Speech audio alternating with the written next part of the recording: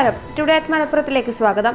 താനൂർ തൂവൽ തീരത്ത് കടലിൽ അജ്ഞാത മൃതദേഹം കണ്ടെത്തി. തൂവൽ തീരത്ത് നിന്ന് 4 നോട്ടിക്കൽ മൈൽ അകലെ കടലിലാണ് അജ്ഞാത മൃതദേഹം ഒഴുകി നടക്കുന്ന നിലയിൽ കണ്ടെത്തിയത്. മത്സ്യത്തൊഴിലാളികൾ വിവരമറിയിച്ചതിനെ തുടർന്ന് താനൂർ ഹാർബറിൽ നിന്നും ഫിഷറീസ് റെസ്ക്യൂ ബോട്ട് സ്ഥലത്തെത്തുകയും മൃതദേഹം കരയ്ക്കെത്തിക്കുകയുമായിരുന്നു.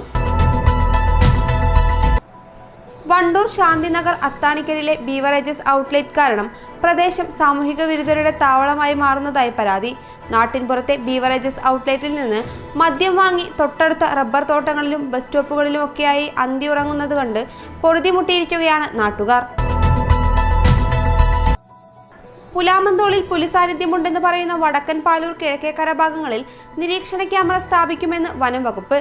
പുലിഭീതിയിലകപ്പെട്ട പ്രദേശവാസികളുടെ ആശങ്കയകറ്റണമെന്ന പഞ്ചായത്ത് അധികൃതരുടെ അഭ്യർത്ഥന പ്രകാരമാണ് വനം വകുപ്പ് അധികൃതർ സംഭവസ്ഥലം സന്ദർശിച്ചത്.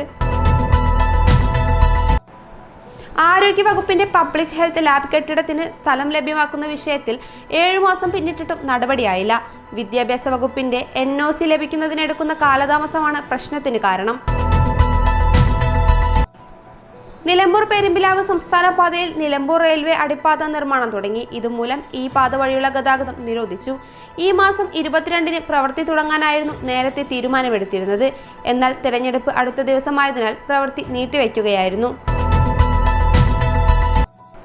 കുറ്റിപ്പുറം ബംഗ്ലാംകുന്നിൽ ദേശീയപാത നിർമ്മാണ പ്രവൃത്തിക്കിടെയുണ്ടായ വിള്ളലുകൾ സിമന്റ് ഉപയോഗിച്ച് താൽക്കാലികമായി അടയ്ക്കാനുള്ള ശ്രമം വീട്ടുടമകൾ തടഞ്ഞു.